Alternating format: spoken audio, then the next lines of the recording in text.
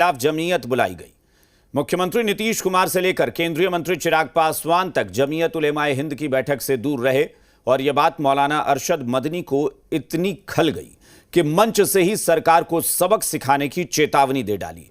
गुस्से में लाल मौलाना अरशद मदनी अपनी कौम के हवाले से सरकार को धमकाने लगे और इस पर शाम होते होते मुजफ्फरपुर से केंद्रीय मंत्री ललन सिंह ने जवाब दिया।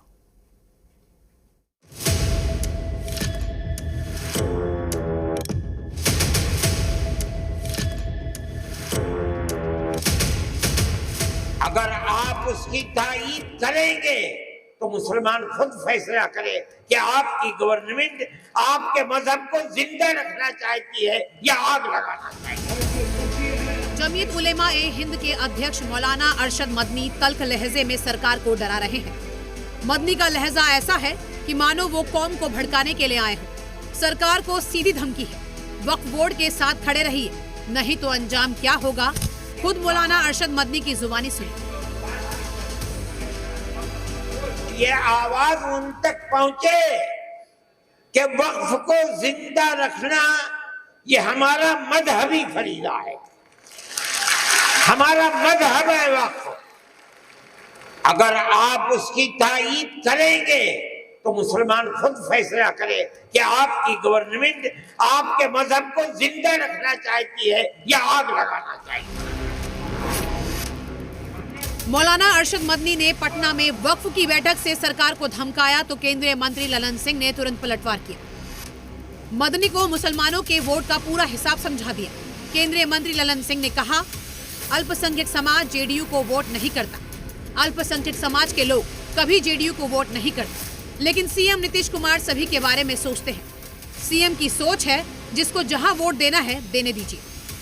हम सरकार में हैं, सबके लिए काम करेंगे। अल्पसंख्यक समुदाय के लोग वोट नहीं देते हैं। नीतीश कुमार वोट नहीं देते हैं कि सब गलत फहमी में मत रहिएगा। मुगालते में हम लोग नहीं है कि आप देते हैं, पहले नहीं देते थे। अल्पसंख्यक समुदाय के लोग वोट नहीं देते, लेकिन नीतीश कुमार जी का यह सोच है कि कोई वोट हमको दे या मत दे, हम बिहार के लोगों के लिए विकास के लिए प्रतिबद्ध है। दरअसल वक्फ बोर्ड में संशोधन के खिलाफ पटना में जमीयत उलेमा ए हिंद की बड़ी बैठक हुई, जिसमें मुस्लिम धर्म गुरुओं समेत बड़ी तादाद में लोग शामिल हुए। इस बैठक में सीएम नीतीश कुमार से लेकर केंद्रीय मंत्री चिराग पासवान तक को बुलाया गया था, लेकिन बिहार एनडीए के नेताओं ने बैठक से किनारा कर दिया तो मौलाना अरशद मदनी भड़क उठे। सीधे सीधे अपनी कौम के हवाले से सरकार को डराने की कोशिश कर रहे हैं। पटना से निषेध के साथ ब्यूरो रिपोर्ट, जी मीडिया। मौलाना अरशद मदनी ने सीएम नीतीश कुमार को मुस्लिम वोट बैंक का डर दिखाया तो ललन सिंह ने मौलाना मदनी को बता दिया कि मुस्लिम वोट बैंक जेडीयू के साथ कभी नहीं रहा, मुगालते में मत रहिए। यही बात विपक्ष को अखर गई। तेजस्वी यादव ने ललन सिंह के बयान को नफरती बयान बताया तो कांग्रेस भी ललन सिंह पर हमलावर है।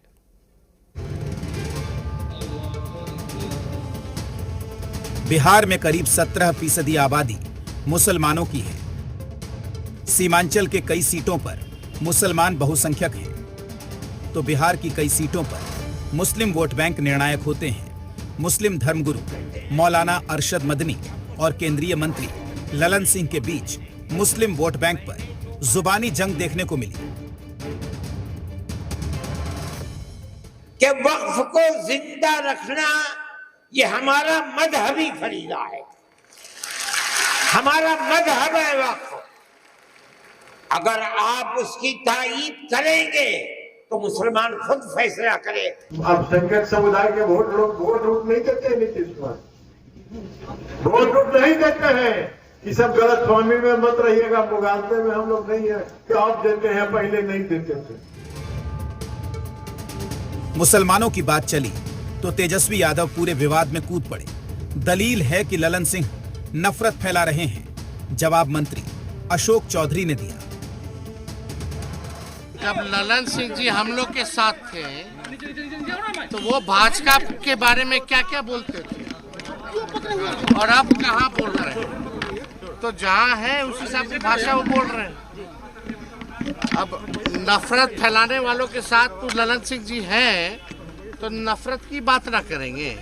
देखिए, गलत बात है, गलत तरह से दुष्प्रचार किया जा रहा है। माननीय नेता ललन सिंह जी का कहना था कि माननीय नीतीश कुमार जी ने जिस तरह से अल्पसंख्यकों का काम किया है, इस देश में बिहार पहला राज्य है जहां अल्पसंख्यकों के बच्चों को बीपीएससी और आईएएस की तैयारी के लिए हज भवन में रेजिडेंशियल हॉस्टल के साथ माननीय नेता ने कोचिंग की शुरुआत की सरकारी खर्च पर।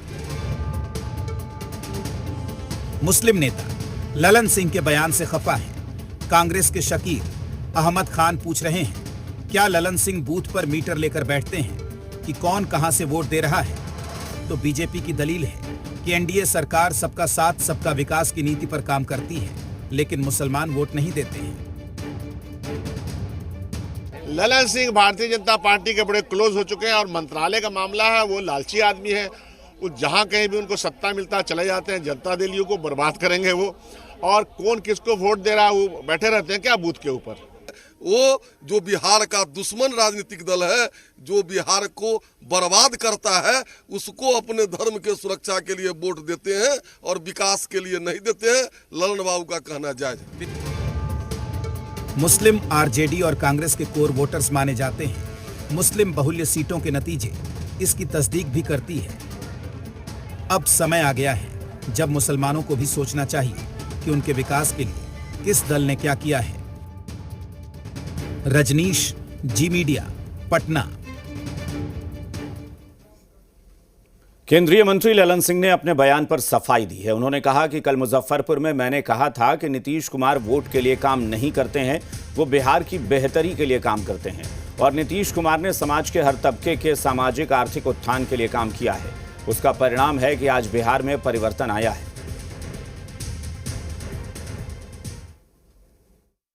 कि कल मुजफ्फरपुर में हम लोग के जिला पार्टी का कार्यकर्ता सम्मेलन और उसमें मैंने कहा, इसलिए कि मैंने कहा कि नीतीश कुमार जी वोट के लिए काम नहीं करते, बिहार के बेहतरी के लिए काम करते हैं।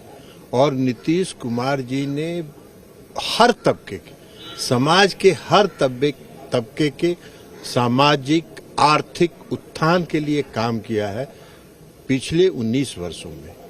और उसका परिणाम है कि आज बिहार परिवर्तन है। बिहार में वोट वो दें, अल्पसंख्यक समुदाय के लोग देते हैं कि नहीं देते हैं, इसका कोई अर्थ नहीं है।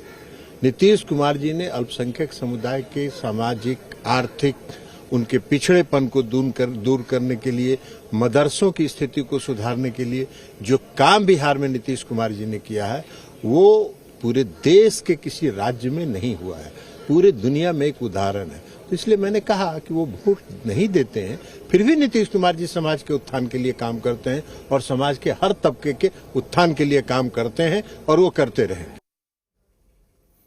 मुजफ्फरपुर में नेता प्रतिपक्ष तेजस्वी यादव ने केंद्रीय मंत्री ललन सिंह के बयान पर निशाना साधा और कहा कि ये लोग लाठी तलवार बांटने वाले लोग हैं। हिम्मत है तो बिहार को विशेष राज्य का दर्जा दिलाएं। बता दें कि तेजस्वी यादव मुजफ्फरपुर में बोचहां के विधायक अमर पासवान के पिता मुसाफिर पासवान की तीसरी पुण्यतिथि कार्यक्रम में पहुंचे थे। इस दौरान आरजेडी के कई विधायक मौजूद रहे।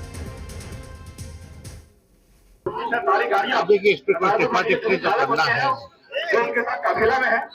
नफरत फैलाने वाले, दंगा फसाद कराने वाले, तलवार बांटने वाले लोग के साथ खड़े हैं तो क्या अपेक्षा की जाए? तो जैसा संगत है वैसा असर पड़ेगा। हम लोग काम की बात करते हैं, मुद्दे की बात करते हैं। हम लोग नौकरी, बेरोजगारी की बात करते हैं, गरीबी की बात करते हैं, पलायन की बात करते हैं, बिहार को आगे ले जाने की बात करते हैं। कई लोग केवल जात और धर्म की बात करते हैं। तो मतलब है